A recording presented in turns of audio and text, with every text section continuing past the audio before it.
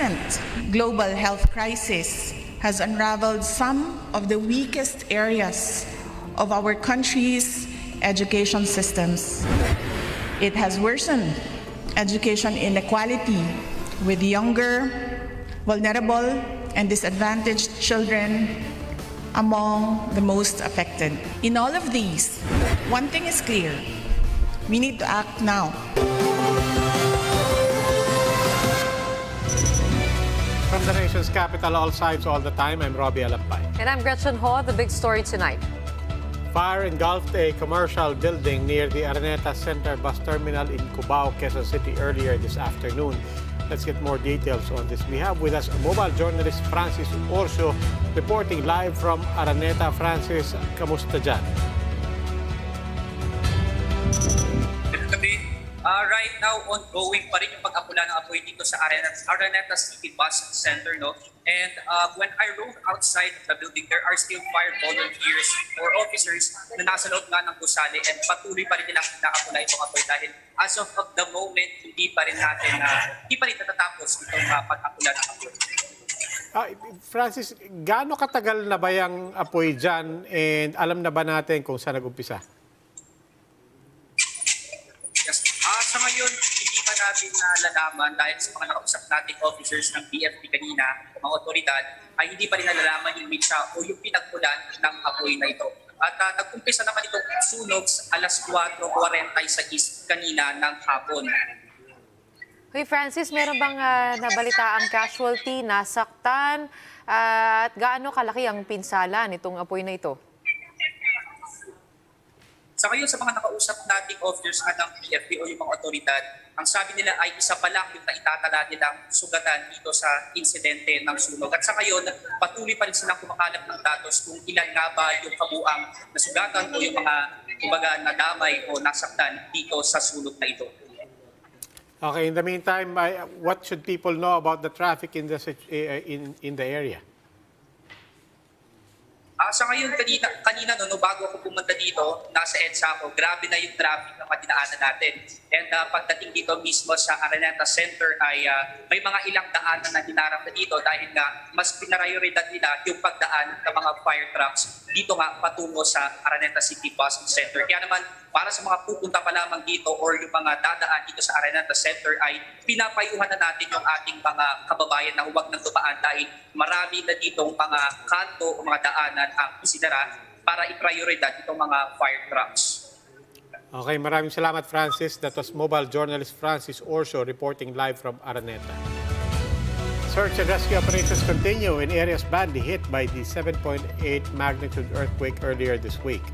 Meanwhile, the 83-man search and rescue team deployed by the Philippine government to Turkey has arrived safely in Istanbul earlier this afternoon. Mobile journalist Julie Baiza gives us a front seat to the story.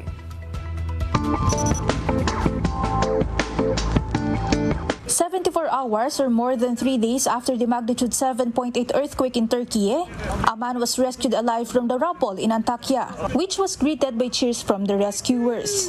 The man was then immediately brought to the ambulance, where he was able to be with his child again. In Diyarbakir, it took about 3 days to find and rescue a woman. Her 3 companions in the rubble, however, were already dead when the rescuers arrived. According to the latest count, the death toll from the strong earthquake in Turkey and Syria has reached over 12,000. The Philippine Embassy in Ankara, meanwhile, said that 2 Filipinos were confirmed to be injured, but they are already being taken care of. According to one of 4 countrymen there, aftershocks are still being experienced. Hanggang ngayon, hindi pa rin palakas na parang pag-minute lang naihinto, babalik na naman agad. Ihinto, babalik na naman agad.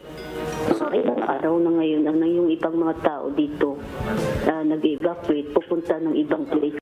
She also said that the Philippine consulate had already talked to them and told them to evacuate to a shelter in Ankara. Meanwhile, the 83-man disaster response team from the Philippines has arrived in Istanbul. The team is comprised of soldiers, health workers, and staff from MMDA and the Subic Bay Metropolitan Authority who are experts in disaster response. Initially, the Philippine contingent consisted of 87 men, but 4 had issues with documentation. The Office of Civil Defense said the team will be staying in Turkey for at least 2 weeks.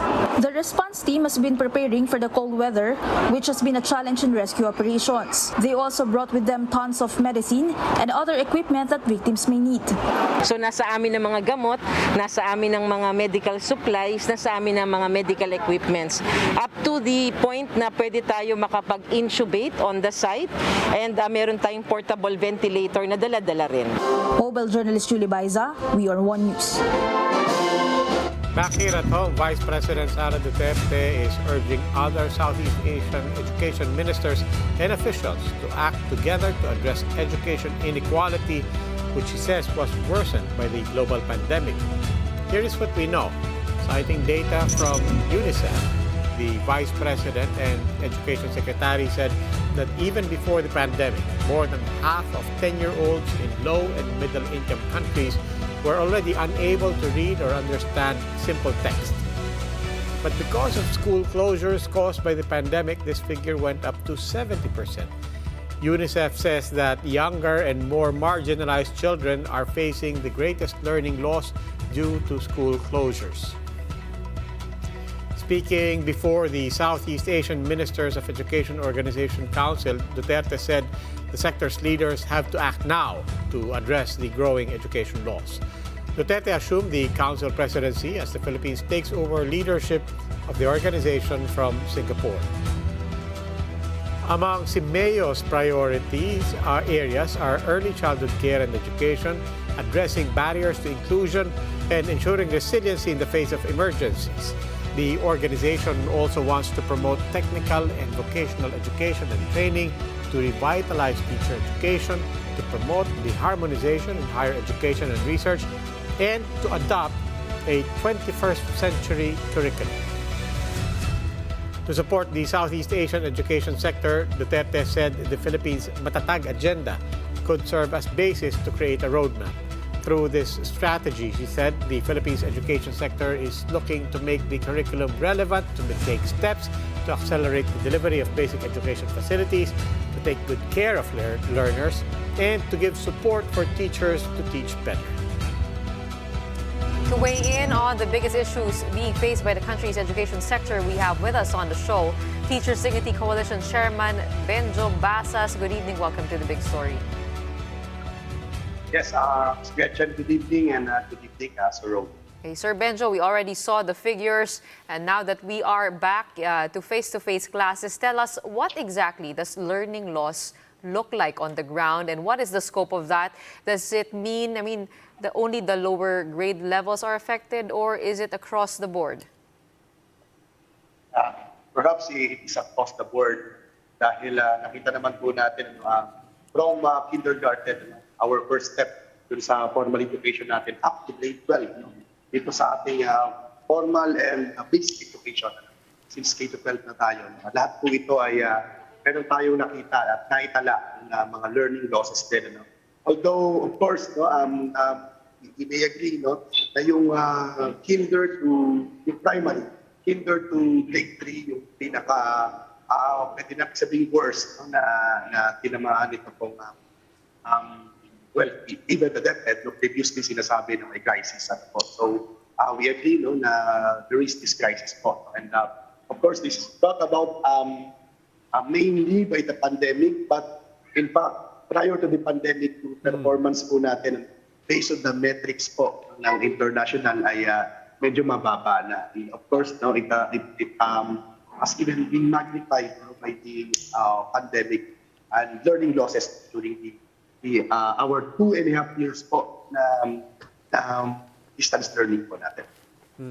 Sir, gaya po ng sinabi nyo, yung K-3 or K-2 in particular is very, very crucial. This is foundational to children as they grow older and try to gain more education. But para sa henerasyon na to, specifically yung mga pumasok sa K-2 in this situation, in the even wider gap that was created by the COVID pandemic and the lockdowns, are there programs that can allow them to catch up and to make up that gap? Well, ngayon po talaga medyo sinana ng DepEd yung opportunity for some I would say mga extracurricular No, so purely nandun po tayo sa classroom instruction. No, and in fact, kahit po nitong nakalipas na school year, meron na rin po tayo limitation na program sa Department of Education.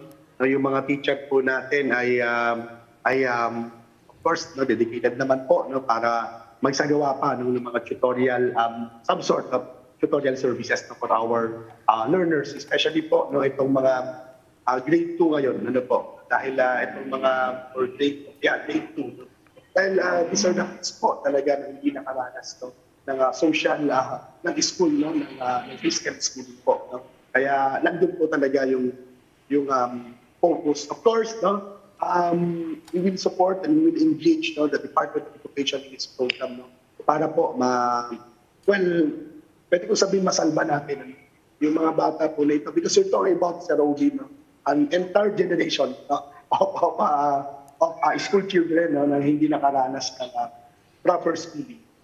Hey Sir Benjo, maaari niyo kami bigyan ng idea kung paano nagko-cope ang ating mga guro dito nga po sa learning loss dahil yung problema po, kayo po ang pumapasan. Paano po kayo tumatumbling just to make sure that this generation is able to catch up?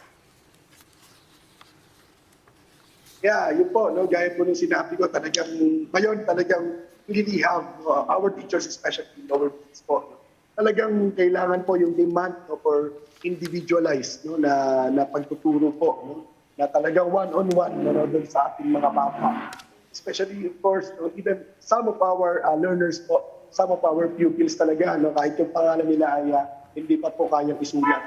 So that's a very big challenge po for our teachers, considering that these are grade 2 pupils po, and then na-promote sila mula kinder, na-promote sila ngayon to grade 2, and then by next year grade 3 na sila, so ang dami po nang hahabulin natin po.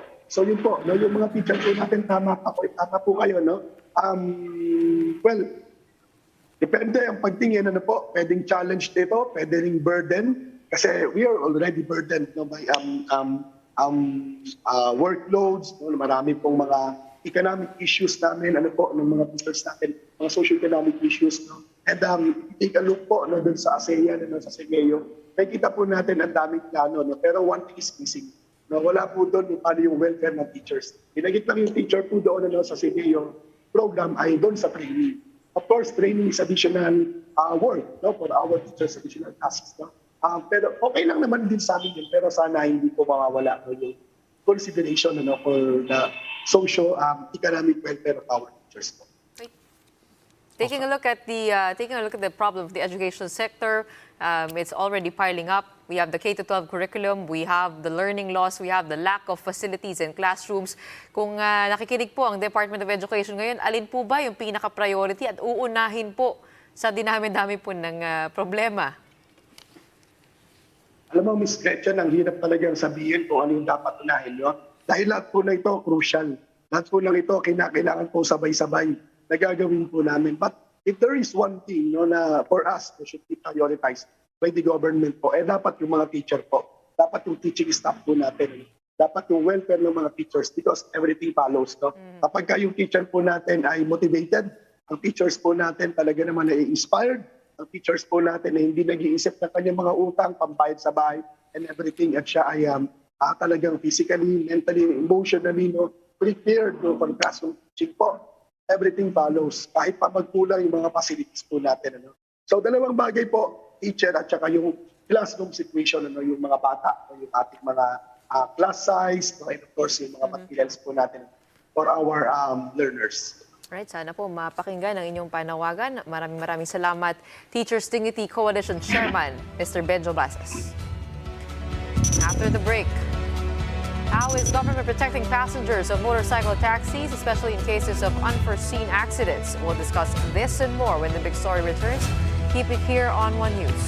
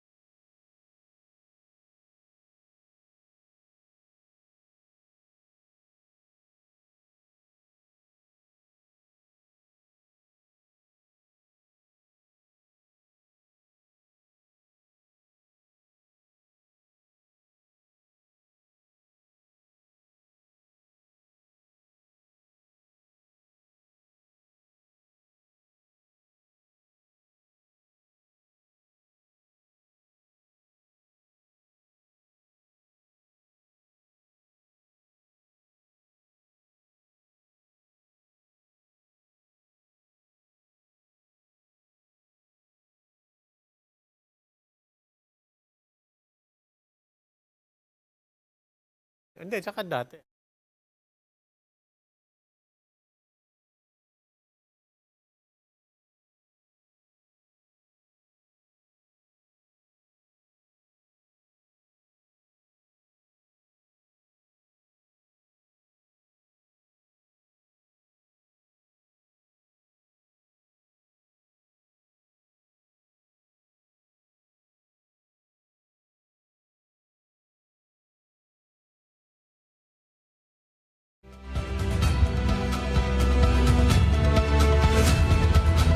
You're watching the big story here on One News. Many Filipinos have resorted to using unconventional means of public transport like motorcycle taxis, especially during the holiday rush. But how safe is this, and what do we do in cases of unforeseen accidents? Here's what we know. 3 motorcycle hailing services have been given special provision to operate as part of government's pilot testing program. These are Angkas, Joyride, and Move It. Pending a government franchise, these 3 companies operate on a limited scale. Currently, there is no law regulating the operations of motorcycle taxis in the Philippines. This means there's also no guaranteed protection for its riders and passengers. Under Republic Act 4136, or the Land Transportation and Traffic Code, motorcycles are not included in the list of vehicles that are fit for public transport. But a bill seeking to legalize motorcycle ride-hailing services in the country recently passed the lower house. For now, the technical working group, composed of transport officials, recommended to raise the insurance coverage for both motorcycle taxi riders and passengers. Currently, motorcycle taxi firms are partnered with third-party insurance providers, some of which cover up to 100,000 pesos. The technical working group also wants to require the use of protective gear for riders.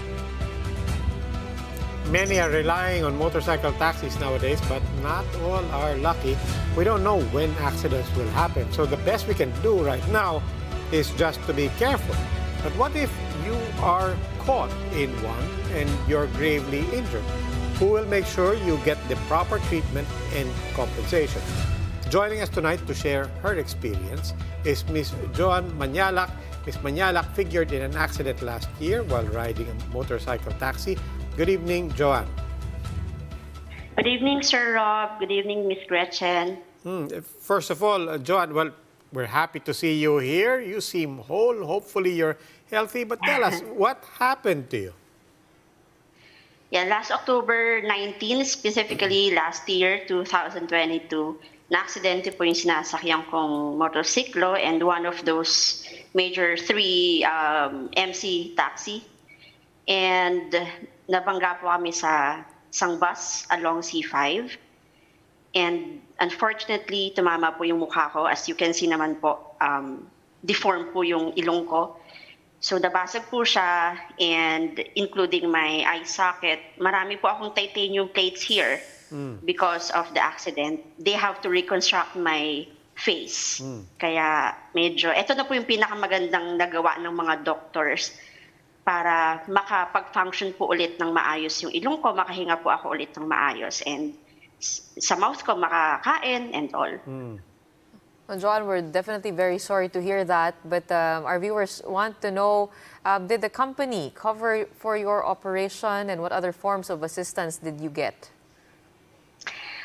For the cover po, unfortunately, hindi. I only got 100,000 medical reimbursement, 100 pesos in form of check po. And they endorsed me to their third-party insurance, which is still ongoing because they are asking me more documentation pa, more documents pa, which I need to undergo medical test pa for me to get those documents. And max out na po kasi yung HMO ko sa work, and basically mag-out of pocket na po ako if I do those tests. So until now, hindi pa po ako makapag-test because of, financial lack or financial shortcoming. So yun po. Well, based Joan, sa experience mo, as you know right now, our policymakers, our legislators are talking about, what do we do with motorcycle taxis? Do we regulate? Do we prohibit certain things? What would you remind them? And based on your experience, what would you say that, kung pag-uusapan nyo yan, huwag nyo rin pong kalimutan to? base po sa nag-experience ko, which is very critical, protection po ng mga passengers like me. Sa kaso ko po, personally, umabot nga po ng 2 million yung bill ko, and assistance is 100,000 lang. So when it comes to financial assistance, it's not enough. Even if makover ni insurance po yung sa akin, yung kunwari na-claim ko yung sa insurance nila, it's still not enough because as per them, it's up to 500,000 po yung kayang ibigay ni insurance. Hindi po siya guaranteed na 500. It's still, depending sa kanila. So it's not really enough in my case. How much more sa mga may mas grabe pa rin nangyari sa akin. Like, let's say, death and, mas grabe pa sa nangyaring aksidente sa akin. So it's really not enough when it comes to financial assistance. And yung mga gear din po, half face. Siguro kung naka full face po yung helmet ko, siguro hindi po ganito kagrabe kasi hindi tatama yung face ko dun sa helmet ng rider. So yung mga gears and proper training din po ng mga riders, the patience, the discipline, iba po talaga kasi yung nangyari. So they really have to regulate and to check yung mga rules and regulations po. Protecting the rider and most importantly, the passengers po. Ma'am, what is the third-party insurance asking you to meet to be able to release the 500,000 pesos exactly? They are asking po the medical certificate kasi po, ito ko po, as per my doctor po, I'm suffering hyposthesia, which is loss of sensation. And as per the insurance po, it's not a disability. It can come back, so it's not permanent daw. So they are asking me to get a medical certificate from my doctor na it's permanent. Kasi nilalaban ni insurance or sinasabi ni insurance sa akin na it may come back, it may not. So how about yung other side na hindi siya bumalik? So ako yung talo lalo. Diba? Ako yung biktima dito. So ganun yung nilalaban ni insurance. So they are asking me to get a medical certificate from a doctor na permanent na yung hyposthesia. And for me to get that medical certificate, I need to undergo a test, which, 10 to 12,000. Again, max out na po lahat ng card, insurance ko. So I need to do it out of my pocket pa. Well, Joan, and we have a lot of pending financial responsibility po sa hospital. So hindi ko siya And it's really, matagal po talaga. Nakatanggap po kami ng response from the insurance 2 to 3 weeks. Pwede na po akong ma-discharge that time, pero hindi pa po kami maka-receive sa kanila ng response dahil yun nga, yung ibibigay nga po nilang financial assistance is ipambabayad po namin sa doctors and the hospital, which is basically kulang pa rin nga po talaga. So sana po, for the government, mataasan nila, mabigyan kami ng mas magandang protection as passengers and also, of course, the rider, para naman po hindi kami nahihirapan ng ganito. Well, Joan, the accident is one thing. Obviously, iba pa yung kalbaryo pagkatapos nung aksidente. But as we said, we are happy and thankful with you to see that you are recovering. Just one last question. What is your message naman sa mga sumasakay pa rin ng motorcycle taxis? What do you tell your friends, for example, or your family? Kung ako lang po talaga tatanungin, sir, as much as possible, wag na po muna siguro, base po sa trauma na nararanasan ko ngayon. Kung kayang wag mag-motorcycle taxi, wag po muna. Pero kung sa mga pagkakataon na hindi maiwasan, siguro I would bring my own helmet na full face para mas protected. And kausapin natin yung rider na maging disiplinado sa kalsada. Ang pasensya kasi hindi lang naman po tayo yung nasa kalsada, maraming iba't ibang klaseng rider ang makakasabay natin. So as much as possible, bring your own helmet na full face para mas protected. Kung meron pa tayong mga ibang gear, knee pad, elbow pad or whatever, so sana meron tayong mga ganon kung hindi maiwasang magmotor. Salamat sa pagbabahagi mo, Joan. Thank you rin po. Thank you. Local authorities are investigating the deaths of at least 50 dogs in a private subdivision in Naga City, Cebu. According to residents and some animal welfare advocates, the dogs may have been deliberately poisoned. The dogs were seen convulsing and foaming at the mouths before passing away. Some are speculating that the dogs could have been killed after they ate a piece of bread with rat poison in it. Ang focus lang nila is yung mga stray dogs lang na dapat mamatay. Hindi nila inisip na ang racumin is hazard sa environment, di ba? What if pag may bata doon na naglalaro, nahawakan yung racumin, na ilagay niya yung ang lason sa bibig. So, di ba parang nilagay mo rin sa danger yung community nyo. Local officials hope to finish the investigation on the series of dog deaths within a month. In the meantime, the Island Rescue Organization is urging owners to be mindful of their pets. Having a dog is a lifetime commitment. Kung tayo ng mga tao or mahilig tayo sa aso, i-assess muna natin yung sarili natin. Okay? Dapat ba magkukuha ako ng aso? Maaalagaan ko ba siya? After the break, President Bongbong Marcos secures early investment pledges in his visit to Japan. Will there be talk of deals concerning defense? We will find out when the big story returns. Keep it here on One News.